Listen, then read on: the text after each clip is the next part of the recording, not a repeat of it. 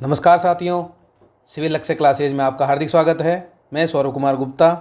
हम नगर पालिका अधिनियम पढ़ रहे हैं और इसके तहत हम अध्याय 12 तक आ चुके हैं और 2 क्लास कंप्लीट हो चुकी है हमारी, जिसमें हमने धारा 220 तक कवर कर लिया है। आज की क्लास में हम धारा 221 से लेकर 235 तक कवर करेंगे। पिछली जो भी धाराएँ हैं मैंने अभी तक कराई है। आशा करता हूँ आप उनका रिवीजन कर रहे होंगे, अच्छे से याद भी कर रहे होंगे। अभी हम 3 या 4 क्लास में इस अध्याय को कंप्लीट कर लेंगे। उसके बाद हमारा ये बड़ा अध्याय है वो कंप्लीट हो जाएगा।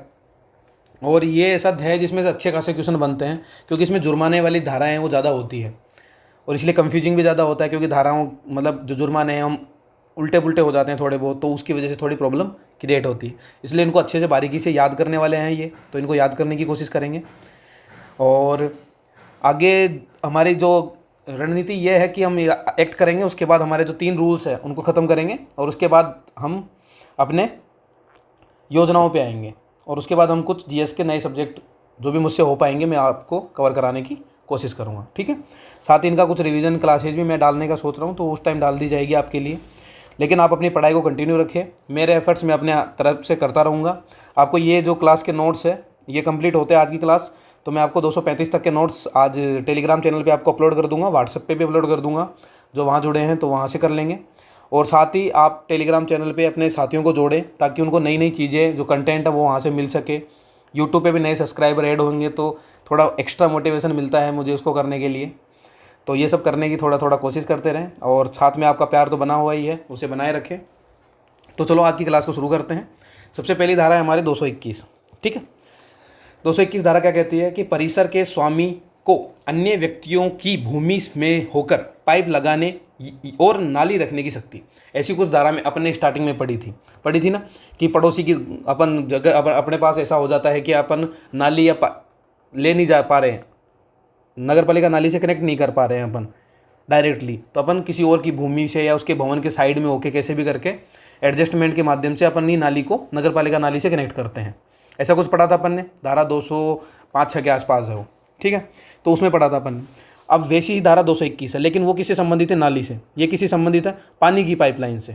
किससे संबंधित है? पानी की पाइपलाइन से। दोनों में डिफरेंस एक मोटा मोटा ये याद रखना है, वो नाली से संबंधित है पानी की पाइपलाइन से। वहाँ अपन किससे लेते थे परमिशन? नगर पालिका से। यहाँ परमिशन किससे लेंगे? सीएमओ साहब से, ठीक है। तो जो दो मोटे मोटे अंतर है वो एक साथ ये समझ लेने हैं आपको, ठीक है। चलो अब करते हैं आगे कंटिन्यू। सीएमओ साहब क्या करते हैं? सीएमओ परिसर के स्वामी को एक लिखित नोटिस देंगे कि आप अन्य व्यक्ति की भूमि से नाली ले जाने के लिए प्राधिकृत होंगे, ठीक है। जब भाई ये कर देता है कि हाँ मेरे घर से नाली नहीं जा सकती, तब सीएमओ साहब इसको लिए ऑर्डर निकाल देते हैं, ठीक है। जब काम करने की शर्तें, वहाँ पे अलग धारा थी इसके लिए, पर्टिकुलर अलग धारा थी ना कि भाई वो काम करेंगे तो कौन कौन सी कंडीशन में करेंगे, या इसी में ऐड किया हुआ है कि भाई सूर्योदय से सूर्यास्त के बीच में करेंगे, अविलंब काम करेंगे, कम से कम का नुकसान के साथ काम करेंगे, और जैसी भूमि है उसको पूर्व वाली कंडीशन में लाएंगे, और जो भी खर्चा होगा स्वयं जो मालिक है उसके द्वारा दिया जाएगा, ना कि पड़ोसी देगा। भाई पड़ोसी क्यों देगा? उसकी नाली थोड़ी जा रही है, तो खुद देगा, ये सारा खर्चा होगा जो, ठीक है। इसके अलावा अन्य व्यक्ति यदि भवन निर्माण करना चाहे, मतलब जो पड़ोसी था अब वो मकान बनाना चाहेगा, तो इसके लिए वहाँ पर एक और धारा पड़ी थी, अलग से पड़ी थी ना।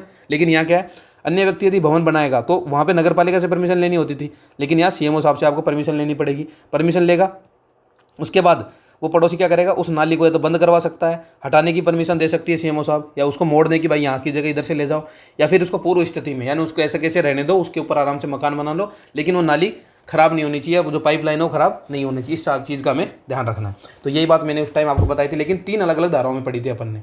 लेकिन अपन 221 में वाटर पाइपलाइन के लिए सिर्फ एक ही धारा पढ़ते हैं, एक के अंदर ही तीनों चीज़ों को कवर किया जाता है। पहली में उसको सीएमओ साहब परमिशन दे देते हैं कि हाँ भाई आप पाइपलाइन ले जा सकते हो। दूसरी में यह है कि काम कैसे करना है, तो अविलंब करना है, सूर्योदय से सूर्यास्त के बीच में करना है, जो भी खर्चा होगा स्वयं करेंगे, खुदाई उदाई करनी है, उसके बाद उसको समतल कर देना है, कम से कम नुकसान के साथ करना है, ये बात है। इसके अलावा अगर वो पड़ोसी साहब अपना मकान बनाना चाहेंगे तो सीएमओ साहब से पहले वो परमिशन लेंगे। परमिशन लेने के बाद उस नाली को या तो सीएमओ साहब बंद करने की परमिशन दे देंगे, हटाने की, मोड़ने की, या उसको जैसी है वैसी रखने की, लेकिन वो टूटे नहीं ऐसे करने की परमिशन दी जा सकती है। तो 221 आपको आराम से समझ में आ चुका होगा, सिंपल है, कोई टेंशन नहीं है। आगे चलें तो आ जाते हैं हम धारा नंबर 222 पे। ये क्या है? दायी व्यक्ति को नोटिस देने के पश्चात मुख्य नगर पालिका अधिकारी की कार्य निष्पादित करने की शक्ति। ये क्या है? देखो इसमें क्या होता है, इसमें क्या होता है, जैसे कि नाली का कोई काम करवाना है, लेकिन वो व्यक्ति टाइमली खुद नहीं करता है, तो क्या होगा? तो नगर पालिका बोलेगी भाई साहब हम काम कर देते हैं, वो सॉरी सीएमओ साहब अपने हाथ से काम करवाएंगे और उसका जो खर्चा है उस व्यक्ति से ले लेंगे। सिंपल यही लिखा हो, मैं आपको समझा देखो पढ़ के बता देता हूँ। जल निकास या मल वहन संबंधित कोई भी कार्य है उसका निष्पादन जिस व्यक्ति को करना चाहिए था वो टाइमली समय पर नहीं करता है, व्यक्ति को सीएमओ साहब क्या करते हैं, सीएमओ साहब व्यक्ति को नोटिस देकर पर्याप्त अवसर भी देते हैं कि भाई साहब आप काम कर लो।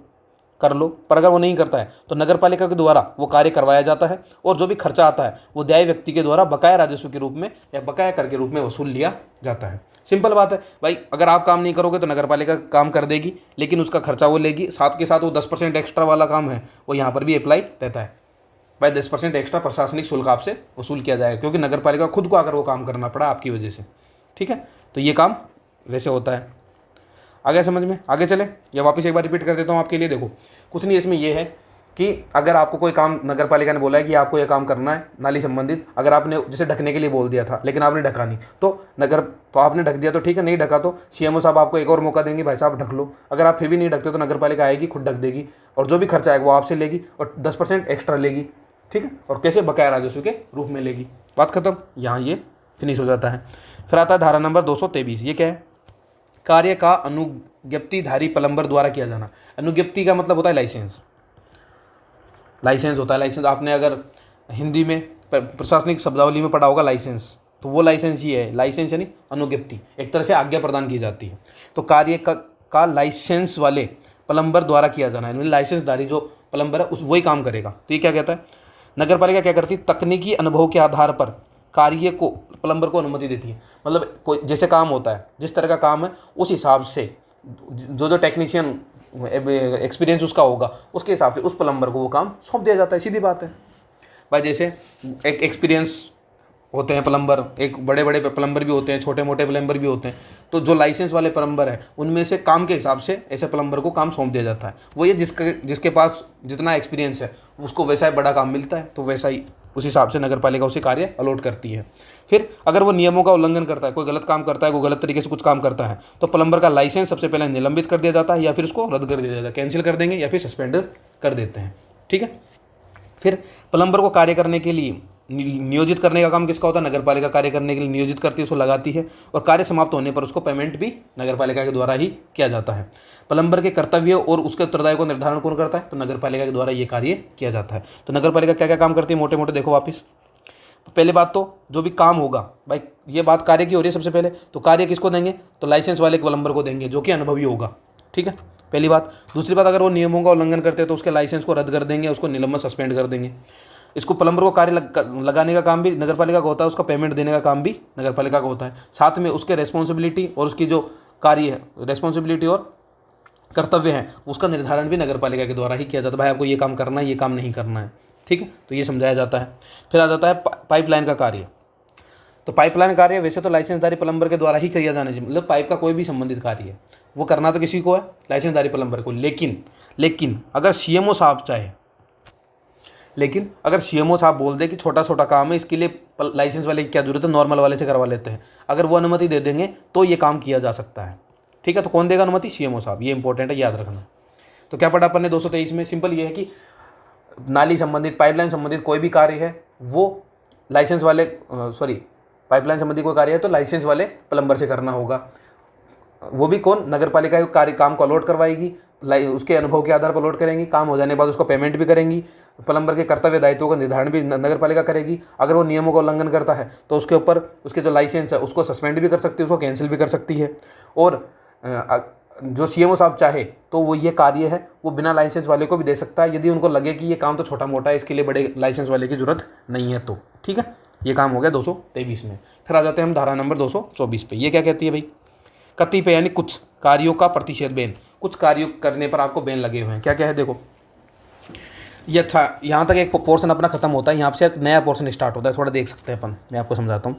कुछ कार्य करने पर प्रतिषेध, सीएमओ द्वारा किसी कार्य के लिए प्राधिकृत व्यक्ति के कार्य में बाधा डालना या नगरपालिका अधिकारी या कर्मचारी के राजकार्य में बाधा पहुँचाना। सिंपल बात ये है कि भाई वो नहीं बोलते कि राजकाज में बाधा पहुंचा दोगे तो आपको 2 साल की सज़ा हो जाएगी या मोटी सज़ा मिलती है राजकाज में। तो यही बहुत बोलना चाह रहे हैं कि अगर सीएमओ साहब कोई काम कर रहे हैं या सीएमओ साहब ने किसी को ऑथराइज कर रखा है किसी काम के लिए कि भाई ये मेरी जगह ये बंदा काम करके आएगा, वो बंदा काम कर रहा है, या फिर नगर पालिका कोई कर्मचारी है, कोई अधिकारी है, वो काम कर रहा है और आप उसके काम में बाधा पहुँचा रहे हो, तो आपको वो काम आप नहीं करोगे, उस कार्य पे बैन लगा हुआ है, नहीं तो आपको दंड मिलेगा। फिर नगर पालिका की संपत्ति को आप जानबूझकर हानि पहुंचा रहे हो तो भी आपको दंड का भोगी बनना पड़ेगा।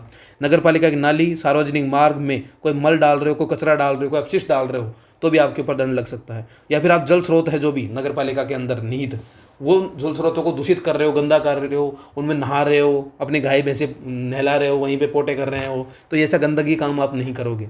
ठीक है, तो क्या क्या काम है, ना तो जल स्रोतों को दूषित करोगे, नाली वगैरह मार्ग वगैरह उनको गंदा नहीं करोगे, नगर पालिका की संपत्ति को नुकसान नहीं पहुंचा सकते, और जो भी राजकाज है उसमें आप दखल अंदाजी नहीं कर सकते। ये आपको बैन है 224 के तहत।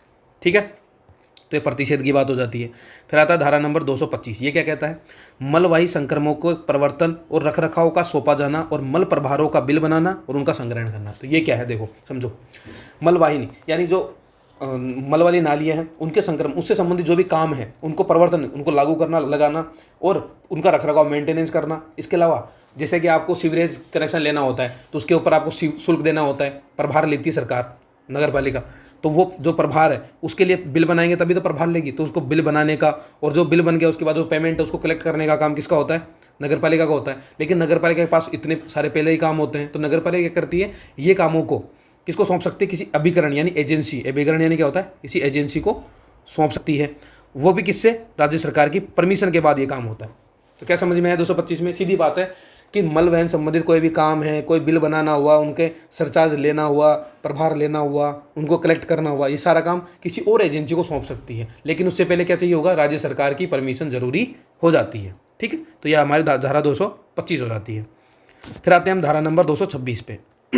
धारा 226 क्या कहती है, ठोस अपशिष्ट प्रबंधन और उसके प्रहस्तन के संबंध में नगर पालिका के कर्तव्य। प्रहस्तन मतलब एक तरह से मेंटेनेंस से संबंधित, तो ठोस अपशिष्ट का जो मेंटेनेंस है उसके संबंध में नगर पालिका क्या क्या कर्तव्य है, नगर पालिका को क्या क्या करना है, वो कैसे पता चलेगा, तो वो धारा 226 से आपको पता चल जाएगा। पर्यावरण संरक्षण अधिनियम 1986 द्वारा जो शक्तियाँ प्रदान की गई है, उन शक्तियों के तहत ठोस अपशिष्ट प्रबंधन यानी उसको कचरों को इकट्ठा करना, भंडारण करना, उनको ट्रांसपोर्ट करके कहाँ ले जाना, प्रोसेसिंग यानी प्रसंस्करण यानी प्रोसेसिंग यूनिट तक ले जाना, उनको वैन निपटान करना, भाई जो काम के हैं उनको अलग करना, बिना काम के अलग करना, जिनको ख़त्म करना है पूरी तरीके से उनको ख़त्म करने की कोशिश करना, तो ये सारे काम किए जाते हैं इसके तहत। हेतु अवसंरचना विकास हेतु नगर पालिका उत्तरदायी होगी। इन सब काम के लिए जितने भी इंफ्रास्ट्रक्चर की जरूरत है वो सारा का सारा कौन बनाएगी, नगर पालिका के द्वारा तैयार किया जाता है। तो एक बात यहाँ तक है, यह वाली समझते हैं वापस। भाई जो भी बड़ा कचरा होता है नगर पालिका के अंदर, एक तरह से ठोस अपशिष्ट है, उसको मेंटेनेंस करने का काम में नगर पालिका क्या क्या भूमिका रहेगी, उसका क्या कर्तव्य रहेंगे, वो वाली बात 226 में लिखी है। तो इसके लिए सबसे प्रभावी एक्ट कौन सा होता है ये हमें याद रखना है, क्योंकि ये पूछ सकते हैं। तो वो कौन सा है, पर्यावरण संरक्षण अधिनियम 1986 का। इसके तहत जो नगर पालिका को शक्तियाँ प्राप्त है उनके तहत क्या क्या काम कर सकती है, तो ठोस अपशिष्ट प्रबंधन में कौन कौन चीज़ आती है, संग्रहण, भंडारण, परिवहन, प्रसंस्करण और निपटान या वहन। इसके लिए जितने भी इंफ्रास्ट्रक्चर की जरूरत है वो बनाने का काम किसका होगा, नगर पालिका का होगा ये काम। पहली बात तो ये। इसके अलावा धारा 4 के अधीन रहते हुए नगर पालिका या जो प्राधिकृत एजेंसी है उसके द्वारा ठोस अपशिष्टों का प्रबंधन किया जाएगा, जिसके लिए सामुदायिक संग्रहण पद विधि, घर घर कचरा संग्रहण विधि या वाणिज्य संस्थाओं से अपशिष्ट संग्रहण के उपाय करना, ठोस अपशिष्टों का समयबद्ध निपटान करना, जैव निम्नीकृत अपशिष्ट जैसे कि वधशाला, सब्जी मंडी, इनका पर्यावरणीय स्वीकार प्रक्रिया द्वारा उपयोग करना। तो ये क्या है भाई, एक तो इंफ्रास्ट्रक्चर का काम करना है भाई, संभालने का काम, साथ में जो घर घर कचरा है, जो भी कचरा आपका इकट्ठा होता है, चाहे इंडस्ट्री का हो, चाहे घर का हो, कहीं का भी कचरा, उसको क्या करेंगे, जैसे कि रोड का कचरा है वो तो एक अपन सार्वजनिक वाले जो बड़े बड़े डब्बे लगे होते हैं वहाँ पे डाल दो, या फिर घर घर से कचरा उठा लेगी गाड़ियाँ, तो वो तरीका है एक। या फिर जो वाणिज्यिक वाले कचरे होते हैं उनको पहले प्रोसेस करके अच्छे तरीके से कलेक्ट करके, जैसे हॉस्पिटल का कचरा होता है उनको रेड बॉक्स में अलग अलग रखते हैं, ग्रीन बॉक्स में या ब्लू बॉक्स, 3 बॉक्स में रखा जाता है, फिर उनको फिर गाड़ियों में डाला जाता है, ऐसा होता है। तो वो कलेक्ट करने का तरीका अलग होता है, तो उनके तरीके से संग्रहण करना है। तो सबसे पहले क्या करना है, उनको कलेक्ट करना है, कलेक्ट करने के बाद ले जाके उनको निपटान करना, उनको सल्टावड़ा करना है सही तरीके से। फिर ये तो हो गया नॉर्मल वाला कचरा। अगर जैव निम्नीकृत कचरा है, जैसे कि कोई शव है, जैसे कि जैव निम्नीकृत में क्या क्या आता है मैंने आपको बताया था उस टाइम भी, भाई जो कोई शव है, भस्म है, या सब्जी के जो कचरे होते हैं वो कचरे हैं जो, क्योंकि ये क्या होता है, गल जाते हैं, नेचर प्राकृतिक रूप से आप डाल दो ये अपने आप उड़ जाएंगे, कोई खा जाएगा, कैसे भी यूज़ हो जाते हैं आराम से। तो इनको क्या करना है, पर्यावरणीय स्वीकार्य प्रक्रियाओं द्वारा इनका यूज करना है, इनको सही डायरेक्ट किया।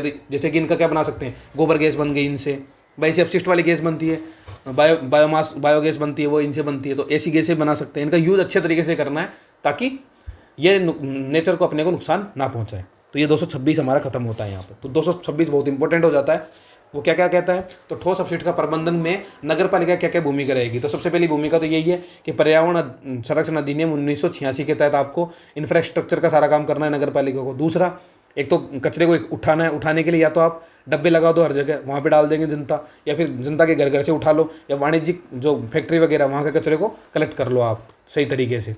फिर इनका निपटान करना है सही तरीके से, वैज्ञानिक विधियों द्वारा निपटान करना है। इसके अलावा जो जैव निम्नीकृत वाले हैं उनको इस तरीके से यूज करना है ताकि वो पर्यावरण को नुकसान ना पहुंचा सके। यही बात मैंने आपको यहाँ समझाई है। आगे समझ में, आगे चले 227 पे बात करते हैं ठोस अपशिष्ट प्रबंधन, हैंडलिंग, बिल बनाने, प्रभार, संग्रहण के को सौंपा जाना। वही बात अपन ने क्या पढ़ा था अभी थोड़ी देर पहले, मल वहन वाले के लिए पढ़ा था ऐसा ही कि भाई अगर नालियों संबंधी जो भी काम है वो किसी एजेंसी को सौंप सकते हैं। वही बात यहाँ पे, ठोस अपशिष्ट प्रबंधन हेतु अवसंरचना का विकास नगर पालिका के द्वारा किया जाएगा और समय समय पर नियत दर से शुल्क लगाया जाएगा। भाई नगर पालिका इंफ्रास्ट्रक्चर के विकास के लिए काम करती है तो उसके लिए पैसा चाहिए होगा, तो पैसे के लिए क्या करती है नगर पालिका, उसके लिए वही प्रभार लेती है, शुल्क लेती है जनता से, और वो शुल्क कलेक्ट करने का काम किसका होता है, फिर ये शुल्क लगाया जाता है। फिर नगर पालिका की पूर्व अनुमति से मुख्य नगर पालिका अधिकारी जो ये सॉलिड वेस्ट मैनेजमेंट संबंधित जो भी काम है, बिल बनाना है, प्रभार संग्रहण करना है, वो किसी एजेंसी को सौंप सकती है। मेन बात यही है भाई। वहाँ पे तो क्या थी, राज्य सरकार की परमिशन पर, भाई ये था राज्य सरकार की परमिशन पर नगर पालिका के द्वारा ये काम किसी एजेंसी को सौंपा जा सकता है। लेकिन यहाँ पर क्या है, नगर पालिका की पूर्व अनुमति से सीएमओ साहब ये काम किसी एजेंसी को सौंप सकते हैं। आगे दोनों में अंतर समझ में, 225 और 225 में ही ना हो, हाँ 225 और 227 में अंतर इतना सही है बस। भाई अपन यहाँ तो मल वहन का काम है और यहाँ पर किसका है, यहाँ पर सॉलिड वेस्ट मैनेजमेंट का है। यहाँ पर परमिशन किससे लेनी है, स्टेट गवर्नमेंट से लेनी है, यहाँ पर नगर पालिका से परमिशन लेनी है। यहाँ पे स्टेट गवर्नमेंट परमिशन के बाद नगर पालिका वो काम एजेंसी को सौंपती है, और यहाँ पर नगर पालिका से परमिशन के बाद सीएमओ साहब ये काम एजेंसी को सौंपते हैं। सिंपल यही काम है दोनों में। आगे समझ में, ठीक है आगे चलें। 228 पे आ जाते हैं। 228 क्या कहता है, ठोस अपशिष्टों का नगर पालिका की संपत्ति होना। यानी जो भी कचरा है नगर पालिका के अंदर, जो भी कचरा इकट्ठा होता है, जो भी कचरा कलेक्ट होता है, वो सारा कचरा किसका है, नगर पालिका का है। ठीक है, तो जमा किया हुआ ठोस अपशिष्ट कहाँ से, सार्वजनिक डिपो से, जो जो नगर पालिका ऐसे डब्बे नहीं लगाती पीले कलर के जिसको उठा के वो एक साथ ले जाती है, तो ये डब्बे हैं, तो सार्वजनिक डिपो से हो, या धारा 220 के तहत कलेक्ट किया गया। देखो धारा 220 पढ़ा देता हूँ आपको, ये अपन ने कल ही पढ़ी थी ये वाली। कुछ मामलों में रेल प्रशासन, सॉरी धारा गलत लिख दी मैंने यहाँ पे, एक मिनट, धारा 220 के तहत, ये 226 है में, ये 226 वाली, क्योंकि अगर अपन ने यहाँ पढ़ा है ना, ये 26 में ये ला, ये कलेक्ट कर रहे हैं, तो ये वाली बात यहाँ लिखी है कि इनके तहत, किसके तहत, या तो सामुदायिक संग्रहण विधि द्वारा हो, घर घर कचरा संग्रहण विधि द्वारा, या वाणिज्यिक संस्थाओं से जो अपशिष्ट इकट्ठा करते हैं, वो सारे अपशिष्ट 226 के तहत जो भी इकट्ठे किए उनकी बात हो रही है। नगर पालिका द्वारा नियत स्थानों पर नगर पालिका की संपत्ति, या फिर नगर पालिका के द्वारा जो स्थान नियत किए गए हैं, भाई नगर पालिका ने जैसे बोल दिया कि इस कॉलोनी का कचरा इस खाली प्लॉट में या खाली जगह जो सार्वजनिक जगह है यहाँ पर आप डाल सकते हो। अगर वो उस जगह डाल रहे हैं और वहाँ से कलेक्ट करके नगर पालिका अपने आगे जगह ले जाती है, तो ये जो कचरा इकट्ठा हो रखा है ये किसका होगा, नगर पालिका का होगा।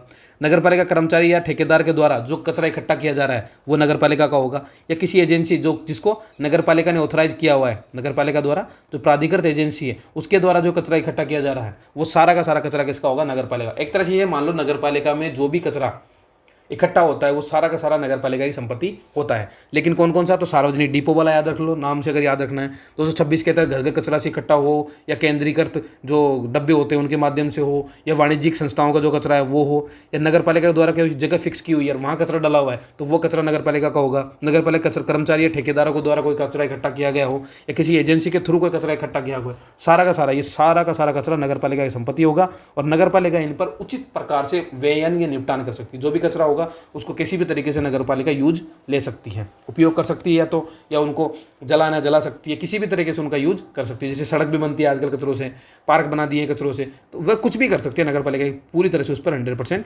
अथॉरिटी रहती है।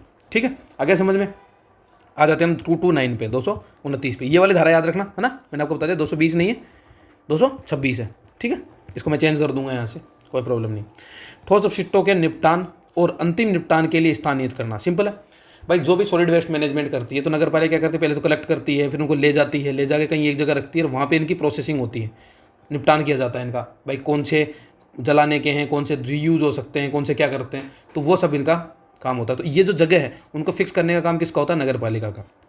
तो नगर पालिका स्वयं या किसी एजेंसी द्वारा ठोस अपशिष्टों का निपटान कराती है और उसके लिए नगर पालिका के भीतर या नगर पालिका के बाहर भी कोई जगह ले सकती है।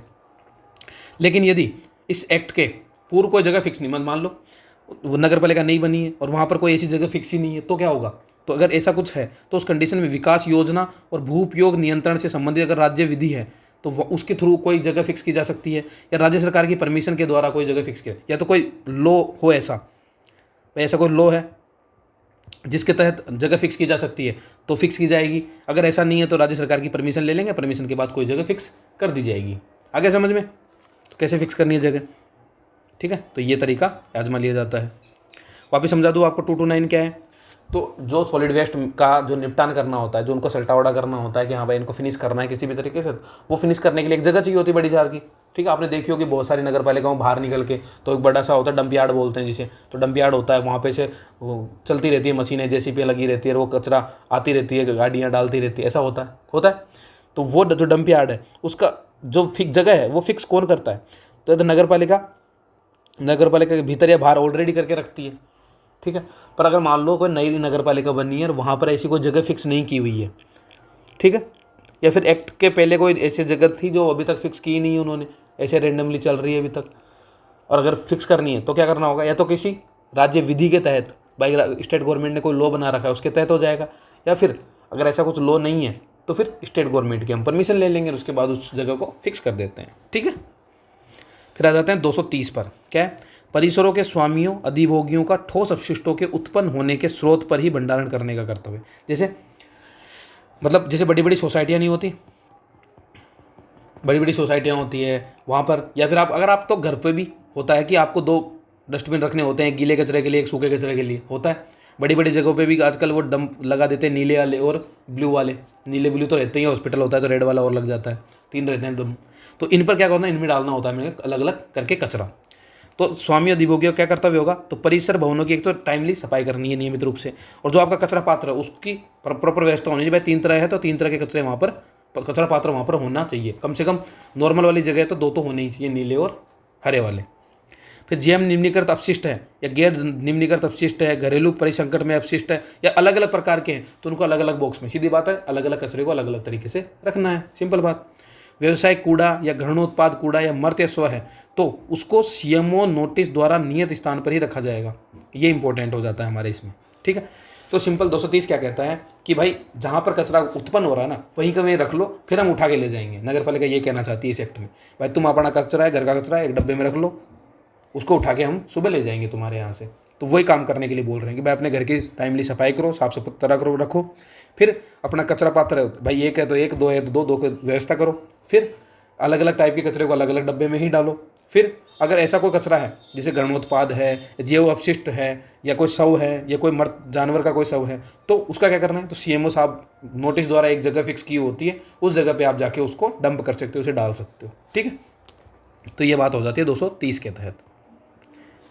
फिर आ जाते हैं 231 पे, ये क्या है, सरकारी आवासन सोसाइटी, अपार्टमेंट स्वामी, एसोसिएशन, प्रबंधक, चाहे विद्यालय के हों, चाहे वाणिज्यिक, औद्योगिक, भंडारगृह के हों, इन सभी का कर्तव्य क्या होगा। भाई ये तो हो गया नॉर्मल, यानी रेजिडेंस वाली बात हो गई है, तो ये तो रेजिडेंस वाली बात होगी ना, भाई रेजिडेंशियल कोई चीज़ है वो है। अब यहाँ पर हो गई कमर्शियल बात, भाई आप कोई कमर्शियल काम कर रहे हो तो कमर्शियल काम में क्या होगा, ये तो कोई अपशिष्ट है, खतरनाक अपशिष्ट है या बायोमेडिकल है, तो उसका अस्थायी रूप से आपको भंडारण करने के लिए सामुदायिक कचरा पात्र उपलब्ध कराना होगा, जो कि नगर पालिका द्वारा निर्दिष्ट होगा। भाई इनको क्या करना होगा, एक बड़ा साल का कचरा पात्र रखो अपने बिल्डिंग के आसपास, जैसे स्कूल है तो स्कूल के हर क्लासरूम में तो एक कचरा पात्र रखो, उस कचरा पात्र के लिए एक सेंट्रलाइज स्कूल के परिसर के अंदर एक कचरा पात्र और रखो, उस बड़े वाले कचरे पात्र के अंदर ये सारे डले होने चाहिए। और वो कैसा, जो कचरा पात्र होगा वो कैसा होना चाहिए, वो नगर पालिका द्वारा बता दिया जाएगा, भाई इस तरह का कचरा पात्र आपके पास होना चाहिए, वैसा ही कचरा पात्र आपको रखना होता है। तो 231 ये कहता है कि कमर्शियल सोसाइटी वालों को भी अपना कचरा पात्र रखना होता है, पर वो कचरा पात्र नगर पालिका बताएगी ऐसा है तो वैसा ही रखने पर। जैसे घरों में तो अपन बाल्टियाँ भी रख लेते हैं, 10 रुपये वाला डस्टबिन भी रख लेते हैं, लेकिन यहाँ पर जो वाणिज्यिक चीज़ें होती है वहाँ पर ऐसे कचरा पात्र नगर पालिका की दिशा निर्देश के हिसाब से ही रखने होते हैं, ठीक है। फिर आ जाते हैं धारा नंबर 232 पे, प्रतिषेध यानी बैन। किस किस चीज़ों पर बैन है? तो आप सार्वजनिक स्थानों पर कचरा नहीं फैला सकते हैं। मर्त शव है, जानवरों के शव है, वो नगर पालिका द्वारा जो निहित स्थान है उसी वहीं पर डाल सकते हो, आप इधर उधर नहीं डालोगे। तो ये 2 चीज़ों पर आपके ऊपर बैन है 232 के तहत। नॉर्मल है, कोई ज़्यादा खास बड़ा है नहीं, ठीक है। फिर आता है 233, ये क्या है? मार्ग को गंदा करना या कोई ठोस अपशिष्ट जमा करने या फेंकने पर दंड। मतलब आप जो घर के बाहर ही खिड़की खोलते हो, खिड़की खोल के डायरेक्ट रोड पे कचरा फेंक रहे हो, या पानी फेंक रहे हो गंदा, ना रसोई का फेंक रहे हो, पोंछे का पानी रोड पे फेंक रहे हो, अगर आप ऐसा कुछ कर रहे हो तो रोक दो भाई साहब। इसके ऊपर आपके ऊपर 500 रुपये का दंड लगाया जाता है। तो नगर पालिका द्वारा प्राधिकृत व्यक्ति दोषी व्यक्ति को 500 रुपये का जुर्माना, कितना जुर्माना है? 233 के तहत 500 रुपये का आपके ऊपर जुर्माना लगाया जा सकता है अगर आप रोड पर कचरा डाल रहे हो, गंदा कर रहे हो रोड को तो, ठीक है। फिर आ जाता है 234 और 235, ऑलरेडी पढ़ चुके हैं अपन। मैंने आपको सेकंड थर्ड क्लास में आपको बताया था। जीव चिकित्सा, बायोमेडिकल वेस्ट और हैजार्डस वेस्ट यानी परिसंकट में अपशिष्ट। तो जीव चिकित्सा अपशिष्ट है, बायोमेडिकल वेस्ट है, पर्यावरण संरक्षण अधिनियम 1986 की द्वारा प्रदत्त शक्तियों के द्वारा नगर पालिका स्वयं या उसकी किसी एजेंसी द्वारा इनका प्रबंधन करेगी, बस, ठीक है। वैसी ही बात इसमें लिखी है, एक्ट के तहत नगर पालिका स्वयं या अन्य किसी अभिकरण के माध्यम से इनका प्रबंधन करेगी। इनकी डेफिनेशन मैं आपको पहले ही बता चुका हूँ। जैव अपशिष्ट वो जिनके अंदर जैव की मात्रा होती है, यानी चाहे जानवर की लाश हो, चाहे इंसान की लाश हो, भस्म हो, ऐसा कुछ भी तरीके से, तो वो सब किसके अंदर आ जाएगी? जैव मेडिकल वाली चीज़ें भी इसके अंदर ऐड कर ली जाएगी।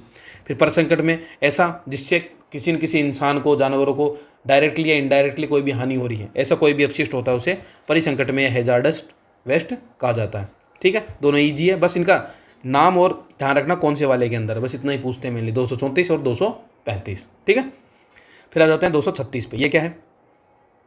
आप चाहो तो इसको कंटिन्यू कर सकते हैं या फिर अपन यहाँ क्लास पे यहाँ लगा सकते हैं, क्योंकि ये अलग जोन आ जाएगा। इसमें क्या अपन अब जैसे ये वाला जो ऊपर वाले थे ये सारे के सारे अपशिष्ट से संबंधित थे, अपने कचरे वाले थे मेनली, तो ये अपने एक साथ अपन आराम से यहाँ कवर कर लिया। अपनी क्लास भी आधे घंटे की हो गई, ज़्यादा बड़ी क्लास इसलिए नहीं रखला क्योंकि फिर ज़्यादा बड़ी क्लास लोग देखते नहीं हैं, थोड़ा बोरियत भी हो जाती है, और अभी बोर होने का टाइम नहीं, हमें रिदम बनाने की ज़रूरत है। तो अपन 235 तक ही रखते हैं इसको, आगे फिर अगली क्लास में कंटिन्यू रख लेंगे, ठीक है।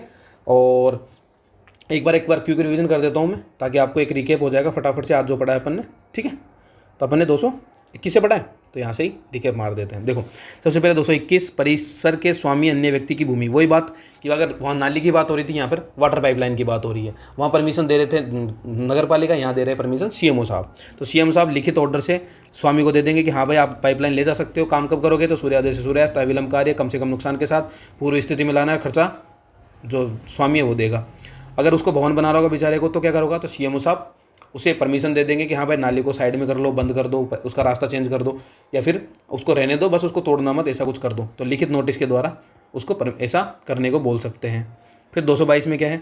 यदि अगर भाई नगर पालिका ने आपसे कोई काम करने की अपेक्षा रखी है कि हाँ भाई आप अपेक्षा रखी है कि आप ये काम करो, और वो काम भाई साहब नहीं करते हैं टाइम पे, सीएमओ साहब दोबारा बोल रहे हैं कर दो भाई, फिर भी नहीं कर रहे हैं, तो नगर पालिका वो काम खुद करेगी, लेकिन भाई साहब के ऊपर। एक तो क्या करेगी? उनको बोलेगी भाई साहब जो खर्चा है वो तो दो ही, साथ में 10% एक्स्ट्रा दो, और ये सारा बकाया राजस्व के रूप में आपसे वसूल कर लिया जाएगा। फिर 223 क्या कहता है? जो भी काम प्लम्बिंग का होगा वो सारा काम किसके थ्रू कराया जाएगा? लाइसेंस वाले बंदे से ही करवाएंगे अपन, ठीक है। तो नगर पालिका उसका एक तो उसको काम पे लगाती है। काम पे कैसे लगाती है? उसके एक्सपीरियंस के हिसाब से उसको काम पे लगाती है, काम होने के बाद उसे पेमेंट कर देती है। उसके जो कर्तव्य दायित्व का निर्धारण नगर पालिका खुद करती है। अगर नियमों का उल्लंघन करता है तो उसके लाइसेंस को कैंसिल, सस्पेंड कर सकती है, फिर कैंसिल कर सकती है। जो काम आप लाइसेंस वाले से ही करवाते हैं, अन्य से भी करवा सकते हैं यदि सीएमओ को लगे कि छोटा मोटा काम है, इसके लिए लाइसेंस की वाले की जरूरत नहीं है तो। फिर 224 क्या कहता है? कुछ मामलों पर आपके ऊपर बैन लगाते हैं। क्या क्या? एक तो आप राजकाज में बाधा उत्पन्न नहीं करेंगे, नगर पालिका संपत्ति को जानबूझकर नुकसान नहीं पहुंचाओगे, नगर पालिका नाली या सार्वजनिक मार्ग उनको गंदा नहीं करोगे, और जल स्रोत है उनको गंदा नहीं करोगे। 225 क्या कहता है? जो मलवाहिन मतलब नाली से संबंधित जो भी काम है, चाहे वो मरम्मत करने का, रख रखाव का, बनाने का, या फिर उनको उसके ऊपर प्रभार लगाने का, बिल बनाने का, उसको संग्रहण करने का, ये सारा काम नगर पालिका एजेंसी को सौंप सकती है, लेकिन इन सबसे पहले राज्य सरकार से उसे परमिशन लेनी पड़ेगी। फिर 226 क्या कहता है? सॉलिड वेस्ट मैनेजमेंट और उसको मेंटेन करने का में नगर पालिका क्या क्या कर्तव्य रहेंगे। तो पर्यावरण संरक्षण अधिनियम 1986 हमको अच्छे से याद रखना है। इसके तहत जो पावर मिलेगी उसी के तहत नगर पालिका क्या कर सकती है? तो जो भी मेंटेनेंस का, जो भी सॉलिड वेस्ट मैनेजमेंट का काम है, उसके लिए जितना भी इंफ्रास्ट्रक्चर की जरूरत पड़ेगी, किसकी? अवसंरचना विकास की, तो वो काम नगर पालिका कर सकती है। साथ ही साथ जो सॉलिड वेस्ट का जो संग्रहण है, या तो वो सामुदायिक संग्रहण विधि द्वारा, या घर घर कचरा विधि द्वारा, या वाणिज्य संस्थाओं के अपशिष्ट संग्रहण के लिए उपाय बता सकती है, उसके हिसाब से काम होंगे। इसके अलावा वो सॉलिड वेस्ट का निपटान भी करेगी। इसके अलावा नगर पालिका और जैव निम्नीकृत अपशिष्ट है, चाहे वो वधशाला से निकले हो, सब्जी मंडी के हो, उन सभी को इस तरह से यूज करेगी ताकि पर्यावरण को नुकसान ना हो, जैसे कि बायोगैस बना लिया। 227 क्या कहता है, वही जैसे कि अपन ने मल वहन वाली पढ़ी थी, भाई वो सारा काम किसको सौंप सकती है, एजेंसी को सौंप सकती है। वैसे ही सॉलिड वेस्ट मैनेजमेंट का काम वो सारा का सारा नगर पालिका की पूर्व परमिशन से सीएमओ द्वारा एजेंसी को सौंपा जा सकता है। बात खत्म, आगे चले। 228 क्या कहता है, ठोस अपशिष्टों का नगर पालिका की संपत्ति होना।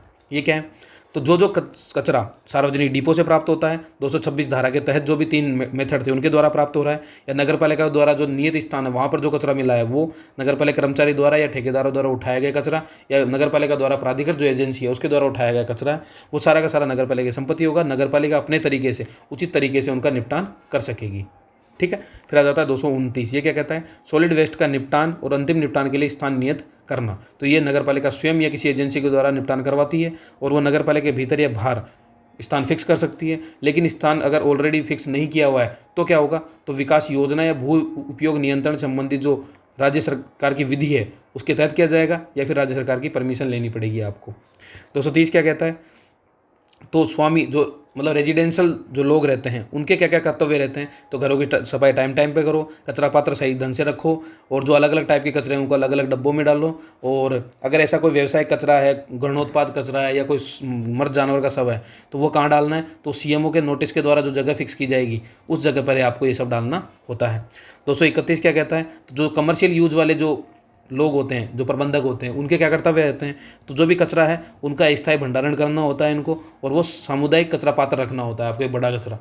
और वो कचरा पात्र कैसे रखना है, तो उसका जो मेंटेनेंस करना होता है वो नगर पालिका के दिशा निर्देशों के हिसाब से आपको करना होता है। ये ध्यान रखने वाली बात अलग से। 232 क्या कहता है, कुछ बैन लगाता है कि सार्वजनिक स्थानों पर आप कचरा नहीं फैला सकते। मर्द जानवरों के शव है वो कहाँ डालने, तो नगर पालिका ने जहाँ जगह फिक्स की हुई वहीं पर डालने होंगे आपको। 233 क्या कहता है, अगर आपने मार्ग को गंदा किया तो आपको 500 रुपये का जुर्माना देना पड़ेगा। 234 क्या कहता है, तो वो बायोमेडिकल वेस्ट की बात करता है कि इनका प्रबंधन नगर पालिका स्वयं या किसी अभिकरण के माध्यम से करवा सकती है पर्यावरण संरक्षण अधिनियम के तहत। और 235 भी सेम बात ही कहता है। ठीक है, तो ये आज आपकी हमारी क्लास है। आशा करता हूँ क्लास अच्छी लगी हो। क्लास अच्छी लगे तो प्लीज़ क्लास को लाइक भी करें, चैनल सब्सक्राइब करें, कमेंट में बताएं कि क्लास कैसी लग रही है। अच्छी अच्छी बातें लिख सकते हो आप कमेंट में, आपके लिए खुला हुआ है। इसके अलावा टेलीग्राम पे भी आप अगर कोई समस्या है तो आप डाल सकते हो, बोल सकते हो, कोई प्रॉब्लम नहीं है। हर सवाल का मैं आप कोशिश करता हूँ जवाब देता ही हूँ, और देता ही हूँ मैं जहाँ तक पता है मुझे। ठीक है, और व्हाट्सएप पे भी आप जुड़ सकते हैं, हमारे सारे लिंक्स हमारे डिस्क्रिप्शन चैनल में मिल जाएंगे आपको। इसकी क्लास की PDF मैं आपको आज या कल तक आपको डाल दूंगा। 250 तक की डालने की सोच रहा हूँ मैं, तो 250 तक ये कंप्लीट PDF डाल देंगे। फिर मैं आपको इन सब की एक बड़ी अच्छी वाली PDF बना के दूंगा, नो प्रॉब्लम रहो। कंटेंट की आपको टेंशन नहीं होनी चाहिए, आपको बस याद रखना है, बात खत्म। जितना रट्टा मार सको रट्टा मारना है, रट्टा मारो, समझना है समझो, बस पूछे तो आपको उसका जवाब आना चाहिए, बस इतनी सी बात है। ठीक है, और करते रहो रिवीजन, पढ़ते रहो। ओके, मिलते हैं अगली क्लास में। Thank you.